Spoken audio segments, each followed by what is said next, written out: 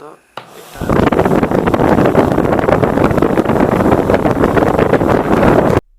আসসালামু আলাইকুম। আপনাদের জন্য নিয়ে আসলাম এই গরমের মধ্যে কিভাবে অল্প খরচে আর আপনাদের আশেপাশের দোকান থেকে ইনস্ট্রুমেন্টগুলো কিনে একটা ফ্যান বানানো যায়। তো আমি 2টা কভার কালেক্ট করেছি। এখানে একটা 50 টাকা এবং আরেকটা 80 টাকা। তো আমার কাছে তেমন কোনো ডিফারেন্স মনে হয়নি, শুধু 80 টাকারটা যেটা ওটা শুধু ইনস্ট্রুমেন্ট একটু বেশি। আমার হাতে এটা 80 টাকার। এই 80 টাকার মধ্যে এই একই ইনস্ট্রুমেন্ট, শুধু স্ক্রুপ আর সুইচ একটা বেশিয়ে দেওয়া, এছাড়া আর কিছুই না। তো আমি আপনাদেরকে আজকে 50 টাকারটা দিয়েই বানিয়ে দেখাবো। এই যে দেখুন, বেশি ডিফারেন্স না, জাস্ট এটা 50 টাকা আর এটা 80 টাকা। তো 80 টাকারটা একটু মজবুত, কিন্তু অত বেশি না, হালকা। কিন্তু আমার কাছে মনে হলো যে না, যদি অল্প খরচে আমি হিসাব করি তাহলে 50 টাকাটাই আমার জন্য বেস্ট হয়। তো আমি আজকে 50 টাকারটা দিয়েই দেখাবো। দেখুন, এই 50 টাকার একটি বক্স। আপনাকে ফ্যান বানাতে হলে যে খুব ভালো মানের একটা বক্স লাগবে এমন কোনো কথা না, নর্মাল একটি বক্স হলেও হয়। তবে আমাদের ফ্যান বানানোর জন্য আরও কিছু জিনিসপত্র দরকার। দেখুন, 2টা ব্যাটারি নিয়েছি, একটি মোটর। এই মোটরটাকে অনেকে মিনি 775 মোটরও বলে, কারণ এটা 4 ভোল্টের সবচেয়ে হাই স্পিডের একটি মোটর। আমাদের একটি রেজিস্টরও প্রয়োজন আছে। তো ভিডিও শুরু করার আগে আমি আবার রেজিস্টর চেক করে দেখে নিয়েছি যে 3.3 ওহমস হলে একটু ফ্যানের স্পিডটা ভালো হয়, কিন্তু 5 ওয়াটের আপনার এটা মাথায় রাখতে হবে। কিন্তু 5 ওয়াটের সিঙ্গেল একটা দিলে এটা অতিরিক্ত গরম হয়ে যাচ্ছে, যার কারণে আমি 4টা নিয়েছি। প্রথমে প্যারালাল করে 2টো দিয়ে তারপরে আবার সিরিজ করেছি।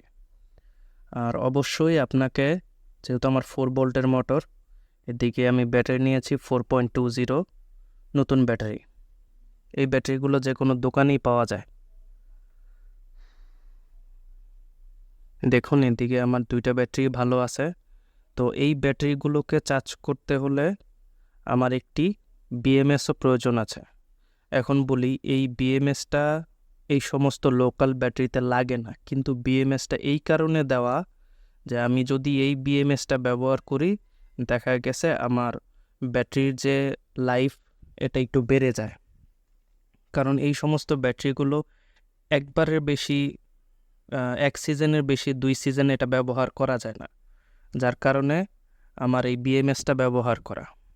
আর এই বিএমএসটা ব্যবহার করার আরেকটা উপকারিতা হলো, ওভার ভোল্টেজে আপনার ব্যাটারিটা নষ্ট হতে দেয় না। তো প্রথম আমাদের বিএমএসটা সেট করতে হবে। বিএমএসটা ঠিক মেঝের ফ্যানের এই বক্সের মাঝ বরাবর এটাকে সেট করতে হবে। তো হালকা একটু সুপার গ্লু দিয়ে এটাকে এভাবে সেট করা যায়, যার কারণে প্রথম অবস্থায় বিএমএসটাকে সেট করতে হবে। এখন বিএমএসটা সেট করার পালা। অল্প একটু সুপার গ্লু দিয়ে নিলাম। এবার বিএমএসটা সেট হয়ে গেল। ব্যাটারিগুলো ঠিক সুপার গ্লু দিয়ে একদম মিডিল পজিশনে খুব ভালোভাবে আটকে দিতে হবে। অনেকে এটা আপনারা গ্লুগান দিয়েও করতে পারেন। আমি সুপার গ্লু দিয়ে আটকিয়ে তারপরে উপর দিয়ে আবার গ্লুগান দিয়ে দিব। কারণ হালকা পাতলা একটু যদি এখানে আপনার উঁচু নিচু থাকে তাহলে দেখবেন যে এটা খুব একটা সাউন্ড করতেছে। কারণ যেহেতু আমার একটা হাই স্পিডের ফ্যান, হালকা একটু এদিক সেদিক হলে দেখা যাবে যে একটু লুজ কানেকশনের জন্য ওই জায়গাটা ভাইব্রেট হইতেছে, আর ওই ভাইব্রেটের কারণে পুরো বডিতে একটা শব্দ আসতেছে, একটা নয়েজ আসতেছে। আর আমি যদি এটা প্রপারলি আঠা দিয়ে লাগিয়ে দিতে পারি তাহলে কোনো প্রকার নয়েজ আসবে না। যার কারণে আমি এভাবে ব্যাটারিটা সেট করলাম। ব্যাটারি সেট করা হয়ে গেছে আমার। এখন বডি। তো স্ট্যান্ডের উপরে এই দিকে আর মাঝে এই দিকে আমাকে ছিদ্র করতে হবে, কারণ এই দিক দিয়ে আমার তারটা ঢুকবে। মাঝের উপরে ঠিক এই বরাবর আমি একটা ছিদ্র করব। এখন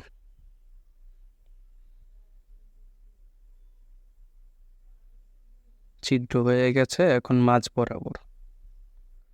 কারণ তারটা আমার এখান দিয়ে যাবে, আর ছিদ্র করার পর আমাকে একটা তার নিতে হবে, তারটা ঢুকিয়ে তারপর আমার ওই জায়গায় সুপার গ্লু বসাতে হবে। অনেকে করে কি, আগে সুপার গ্লু দিয়ে স্ট্যান্ড লাগিয়ে নেয়, তারপরে তার লাগাতে অনেক ঝামেলা হয়, যার কারণে এই ভুলটা করা যাবে না কখনো।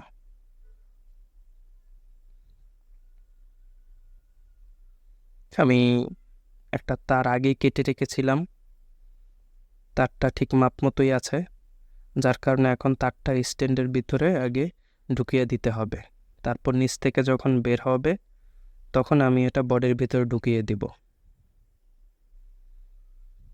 এই বের হয়ে গেছে আমার তার, এখন এটা বডিতে ঢুকিয়ে দিতে হবে। এই বডিতে ঢুকানো হয়ে গেছে, এখন আমাকে একটা সুপার গ্লু দিয়ে সুন্দরভাবে আটকিয়ে দিতে হবে, কারণ সুপার গ্লু দিয়ে যদি না আটকানো হয় এই জিনিসটা অনেক পরিমাণে ভাইব্রেট হয় আর অনেক শব্দ হয়। আর সুপার গ্লু দিয়ে লাগানোর সময় সাবধানতা অবলম্বন করতে হবে যেন কোনোভাবে তারে না লাগে, কারণ তারে লাগার পর আপনি একটা টানাটানি করলে ইনসুলেশনটা নষ্ট হয়ে যাবে, আর ইনসুলেশন যদি নষ্ট হয়ে যায় তাহলে এটা ভিতরে শর্ট হয়ে যেতে পারে। আপনার কাজ করার আগেই দেখা গেছে যে খুব বড় একটা সমস্যায় আপনি পড়ে যাবেন। এই জিনিসটা আপনাকে অবশ্যই খেয়াল রাখতে হবে। যদিও এই কাজগুলো ছোটোখাটো কাজ, কিন্তু সাবধানতা অবলম্বন করা লাগে। আপনার কাজ যত ছোটই হোক না কেন, আপনি এটাকে ছোট বা সেইভাবে দেখবেন না, কাজকে কাজের মতো দেখতে হবে। আপনাকে কন্ট্রোল করার জন্য একটা সুইচও লাগবে। এই সুইচটাকে ঠিক এই জায়গায় বসানোর জন্য সুইচের মাঝখানে মিডল পয়েন্টে রাখার পর আপনি যে কোনো সাইন পেন বা কলম দিয়ে মার্ক করে নেবেন যেন ছিদ্র করতে সহজ হয়। আমি আগে মার্ক করে রেখেছিলাম, এখন ছিদ্র করতেছি। কারণ একটা ভিডিও করতে গেলে দেখা গেছে যে সব কিছু সময় মতো অ্যারেঞ্জ করতে গেলে ভিডিওটা অনেক লম্বা হয়ে যায়। তো এত লম্বা ভিডিও দেখতে গেলেও বিরক্ত লাগে, যার কারণে আগে আগে কিছু কাজ করে নেওয়া লাগে। কারণ ভিডিওতে রেখে আমি যদি এটা মিডল পয়েন্টে বসাতে যাই অনেক সময়ের ব্যাপার, যার কারণে আগেই আমি কাজগুলো করে রেখেছিলাম। আমাদের সুইচ লাগানো হয়ে গেছে। সুইচ লাগানো হয়ে যাওয়ার পরে এখন আমাদের প্যাকেট থেকে এই স্ক্রুগুলো খুলে নিতে হবে, কারণ এখন আমাদের এগুলো প্রয়োজন পড়বে। তো সর্বপ্রথম আমাদের মোটর লাগানোর আগে এই জিনিসগুলো খেয়াল রাখতে হবে। মোটরের যে ফাঁকা সাইডটা, এটা কখনো উপরে নিচে করে দেওয়া যাবে না, এটা দুইটা সাইডে থাকবে। কারণ বাসাবাড়িতে আমাদের মা বোনরা দেখা গেছে এই রকম ফ্যানগুলো পেলে দেখা যায় যে গোসলের পর চুল শুকাতে আসে। তো চুল শুকাতে আসলে হয় কি, এগুলো যদি উপরে নিচে থাকে তাহলে যে কোনো মুহূর্তে চুলটা পেঁচিয়ে যেতে পারে, কারণ এটা খুব হাই স্পিডের মোটর, যে কোনো সময় একটা মারাত্মক দুর্ঘটনা ঘটতে পারে। আর আমি নিজেও দেখেছি এটা 4.5 থেকে 5 এম্পিয়ারের মতো কারেন্ট খায়। তার মানে বোঝা যাইতেছে যে এটা কতটা শক্তি এটাতে আছে। তো খুব সূক্ষ্মভাবে আপনাকে এই ঝালাইগুলো করতে হবে, কারণ এই ঝালাইগুলো যদি না হয়, কারণ আপনার হাই স্পিডের মোটর, এটা লুজ কানেকশন হলে দেখা গেছে আপনার এটা চার্জ খুব বেশি খাবে, কিন্তু আপনার খুব বেশি একটা সময় এটা আপনি চালাতে পারবেন না। অল্প কিছুক্ষণের মধ্যে দেখতে পারবেন যে আপনার এটা ব্যাটারি চার্জ শেষ হয়ে গেছে। তো এই জিনিসটা মাথায় রাখতে হবে আপনাকে। এখন আপনাকে কানেকশন করতে হবে। আমাদের বডি, মোটর সব কিছু লাগানো শেষ, এখন কানেকশন। তো কানেকশনের আগে আমি একটা জিনিস বলে রাখি, বিএমএসটাকে খুব সতর্কভাবে আপনি কানেকশন করবেন, কারণ নেগেটিভ পজিটিভ যদি আপনার এখানে ভুল হয়ে যায় তাহলে আপনার এই বিএমএসটা আর কাজ করবে না।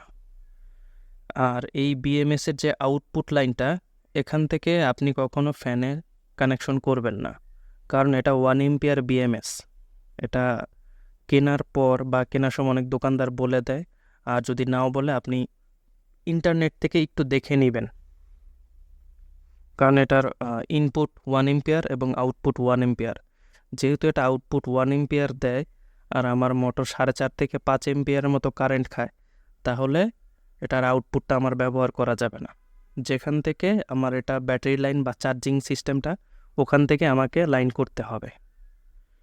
এখন রেজিস্টরটাকে আমি ব্যাটারির উপরে সুন্দরভাবে বসিয়ে দেব। এর কারণে আমাকে বোথ সাইড ফোম টেপটা নিতে হবে। বোথ সাইড এই ফোম টেপটা খুবই উপকারী। খুব সুন্দরভাবে আপনাকে এটাকে লাগিয়ে নিতে হবে, কারণ আপনি যদি পারেন এর চেয়ে সুন্দরভাবে করতে পারেন, সেটা আপনার ব্যক্তিগত ব্যাপার। আর কাজটা যত সুন্দরভাবে করতে পারবেন আপনার নিজের কাছেও ভালো লাগবে। শুধু অনেকে মনে করে যে কাজ একরকম করলেই হলো। কাজ একরকম করলে হয় না, একটা জিনিসের সৌন্দর্যের একটা ব্যাপার স্যাপার আছে। সুন্দরভাবে কাজটা করলে নিজের কাছেও ভালো লাগে যে না, আমি খুব সুন্দরভাবে কাজটা করতে পারছি। চেষ্টা করবেন, আমি যেরকম করছি এরকমই করতে হবে এমন কোনো কথা না। আপনি চাইলে আমার চেয়ে আরও ভালোভাবে আরও সুন্দরভাবে করতে পারেন, সেটা আপনার কাছেও ভালো লাগবে। বা আপনি যদি কাউকে বানিয়ে দেন বা কাউকে গিফট করেন, সে নিজেও খুব খুশি থাকবে। তো রেজিস্টর লাগানোর জন্য আমাদের রেজিস্টরের যে দুই প্রান্ত আমরা সুইচের দুই মাথায় লাগিয়ে দেব।